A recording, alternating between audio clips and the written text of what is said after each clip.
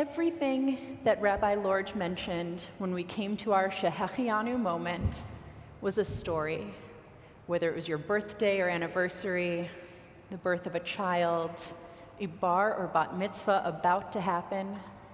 These are stories, the stories that make up our lives. I really love how our lives unfold as a chain of stories, and if we listen, we discover where we are linked. Let me share a few examples. Phyllis and her family used to host every observant Jewish visitor to her town for dinner during their visit. They were referred to Phyllis's family by the synagogue, or the college, or the hospital. She nourished hundreds of people in a place where kosher food was largely a foreign concept. Ronnie's late husband, Howard, fed more than 600 friends and family near and far with his rugelach every year. The grateful recipients included Anne, who told Ronnie that she used to eat the rugelach in secret, sometimes in a closet, and sometimes even while they were still frozen, just so she wouldn't have to share. Food brings us together. This is something that Rabbi Ari Lorge with his pickles and Rabbi Rebecca Rosenthal and our rabbinic intern Chelsea Fuchs with their baking also know a thing or two about. What is your favorite Jewish food? Who else in our community might share that love? What might it be like to share that food together? Alice loves the music at Central. It's one of the reasons that she decided to join our congregation. Linda also loves the music, and it's the reason that she attends services regularly on Shabbat and on holidays. Both Alice and Linda want to learn more about this music that flows through our bodies, connecting us as we pray and as we celebrate and even as we mourn. Music brings us together. No one knows this better than Cantor Dan Mutlu and Cantor Julia Cadrain and our cantorial intern Jenna McMillan. Who else loves the same melody to the same prayer as you do? What would it feel like to sing that prayer together? Michael's family left Germany when he was a child, after his father was arrested by the Nazis. They were able to flee to the United States, where the family put down roots and where they remain today. And Joe's family left Iran at the revolution after his father was detained by the government. They emigrated, settling in the United States, where they also remain today.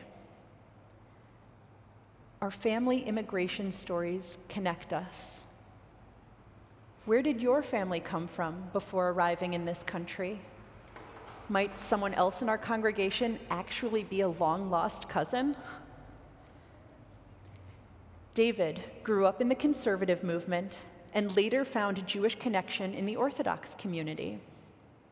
Ellen was raised classical reform. Despite such different roots, both have found meaning and connection in the Reform Judaism of Central Synagogue for their families and for themselves. Central's own brand of Jewishness brings us together. What brought you to this community? How might your story echo and harmonize with someone else's? Debbie loves Central's programs, especially programs where she gets to learn from my brilliant clergy colleagues. She positively shines when she talks about learning from Rabbi Buchdahl, Rabbi Lorge, Cantor Mutlu, and all of the others. And Ed attends nearly every program we offer. We could create a frequent flyer card just for him. And to be honest, we have come to rely on his thoughtful and passionate presence. But neither Debbie nor Ed chooses to attend a Central program because of the subject matter or the teacher alone. Both come because of the connections, the community that lies at the heart of everything we do. Learning about the Jewish past, present, and future connects us. What topics are you passionate about? What teachers make you see the world in brand new ways? How might we come together over the things we've learned in our lives, both in the classroom and beyond? By telling our stories and actively listening to the stories of others, we discover what connects us. Stories in isolation keep us separate. By listening to each other, we come together. We find common ground. Our central community is like a Havdalah candle, a single flame made stronger and brighter by the many entwined wicks. Tonight, we just heard the 10 commandments chanted to us, the Big 10. I love this parasha, not just because I'm partial to another Big 10, the Big 10 Conference in College Sports, go Badgers. Wisconsin. A link between Rabbi Lorge and myself. But because this Big 10, the 10 commandments, seem somewhat incomplete. It's like they demand my attention and my own interpretations and additions. I wonder if they feel that way for you. I do appreciate the moral guidance of thou shalt not steal and thou shalt not covet. And I appreciate the spiritual guidance of thou shalt have no other God beside me. But what about interpersonal guidance? Thou shalt not murder is a little bit heavy-handed. But what about something a little more subtle? Couldn't one of our most important and memorable commandments have provided us a basis for building our relationships upon? Shouldn't we have received an 11th commandment? Something like, thou shalt listen to one another? The Israelites pointed themselves and us in this very direction in their response to God's commands. Immediately following the portion that Cantor Mutlu just chanted for us, this community of individuals who are gathered together at the foot of Mount Sinai welcome Moses back into their midst with the statement, Daber ata imanu v'nishma'a, speak with us and we will listen. Even without being told, our ancestors knew the power of telling and of listening. They knew instinctively, thou shalt listen to each other. Now, of course, we do need a reminder now and again, which is why Shema Yisrael, listen, Israel, is a daily reminder in our prayers. But we can also think of the Shema as a mission. Listen with all your heart and soul and with all your might, as Doug Kotler reminds us in his composition of the Shema. Why exactly am I talking about listening tonight?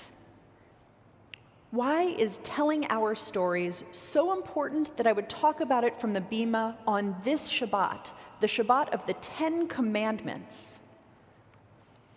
Well, because telling and listening, because sharing our stories can create a more just and compassionate world.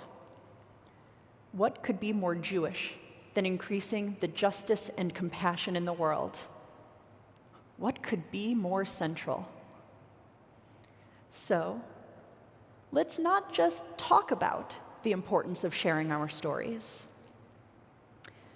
I invite you to join me in a series of programs over the next months in which we will begin to tell, listen, and share our stories together. We have thousands of stories in this one central community. Members, non-members, youth and families, live streamers, our Exploring Judaism community, and our 20s and 30s. You are all invited. We will be offering opportunities to share our stories around food, and music, to learn more about our family backgrounds and immigration stories, to tell each other about our Jewish journeys and the paths that have led us to where and who we each are today. We will find ways to see the world through each other's eyes, and in doing so, we will find the ways in which we are deeply connected. The first programs and workshops in this project will be announced soon, in the next couple of weeks. Really, this sermon is like a save the date card. I am inviting you to join me in the telling and in the listening and in the sharing with all our hearts and souls and might. What is your story? And what might you learn by listening to the stories of others? What connections will we discover? Connections to ourselves and to our own Jewish experiences, to Central, and most importantly, to each other. As our ancestors said, speak with us and we will listen. I can't wait to get started. Shabbat Shalom.